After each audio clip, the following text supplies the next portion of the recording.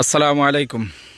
তো আমাদের এখানে একটা হচ্ছে ৮ বিঘা জমির একটা আমের প্রজেক্ট আছে। আমের প্রজেক্ট বলতে আমরা আম গাছ লাগাইছি। আমের সাথে সাথে চাষও হয়, মানে এই সাইডটা হয় না, ওই সাইডটা আর কি হয়। তো যাই হোক, আমরা সব কিছু দেখাবো। আর এই আম বাগানটা পুরাটাই আমরা হচ্ছে মানে লিজ দিয়ে দিছি আর কি। যাই হোক, এই প্রজেক্টটা একটু আপনাদের দেখাই। তো সুন্দর করে আর কি, মানে চারি সাইডে নেট দিয়ে ঘিরে রাখছে। আমও আল্লাহর রহমতে খুব ভালো হয়েছে। এটা হচ্ছে গোবিন্দভোগ আম। এটা তো হিমসাগর আম। এটা সব পলি দিয়ে মানে রাখছে। এই যে হচ্ছে বাবু ভাই আসতেছে, এই বাবু ভাইয়ের কাছে আমাদের এই মানে জমিটা পুরো লিজ দেয়া।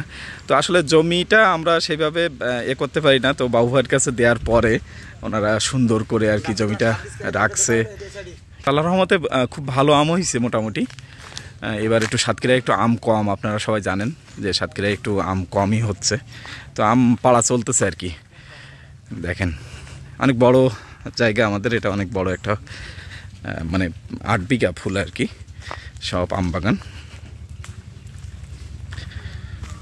আমরা ৩ বছরের জন্য বাবুয়ের কাছে আর কি লিজ দেওয়া হয়েছে।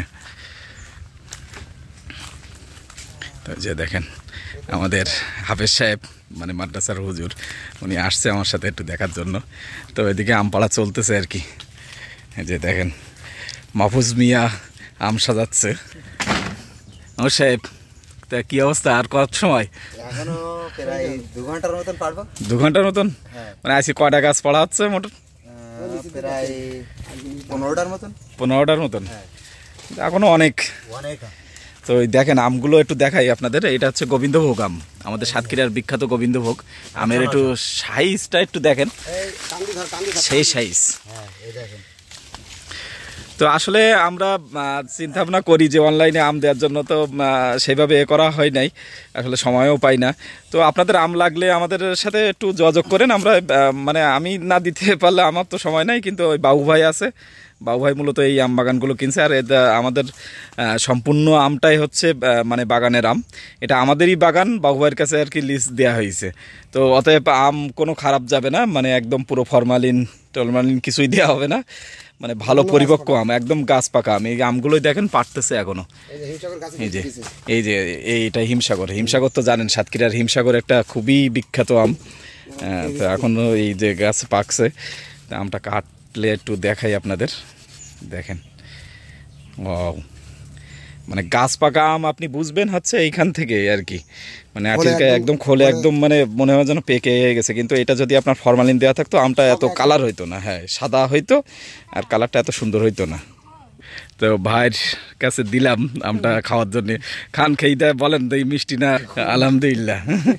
আসলে মানে গাছ পাকা আমের একটা যে কি স্বাদ, মানে যারা না খায়, মানে খায়নি যারা, তারা বুঝবে না।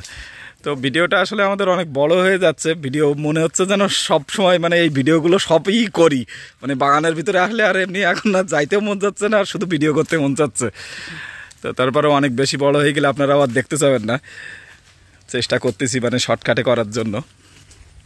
তো যাই হোক, আমাদের নিজেদেরই বাগান, যদি লাগে আপনারা যোগাযোগ করেন। আমি বাবু ভাইয়ের নাম্বার আপনাদের দিয়ে দেবো, ওনার সাথে যোগাযোগ করলে, এবং ফ্রেশ আমটাই আপনারা পাবেন। যেহেতু আমাদের সাতক্ষীরায় বাড়ি, আর সাতক্ষীরার আম সম্পর্কে আমাদের যথেষ্ট পরিমাণ অভিজ্ঞতা আছে। আর সবচেয়ে বড় কথা, বাবু ভাই হচ্ছে অনেক বড় একটা ব্যবসায়ী, মানে তার এরকম বাগান আরও অনেক কেনা আছে। এই গোবিন্দভোগের পরে আবার হচ্ছে যদি আপনাদের হিমসাগর লাগে, সেটাও দিতে পারবে। হিমসাগর, তারপরে আছে আর কি আছে বাবু ভাই, ন্যাংরা আম আছে, মানে আপনার যত, হ্যাঁ, সব ধরনের আম আছে।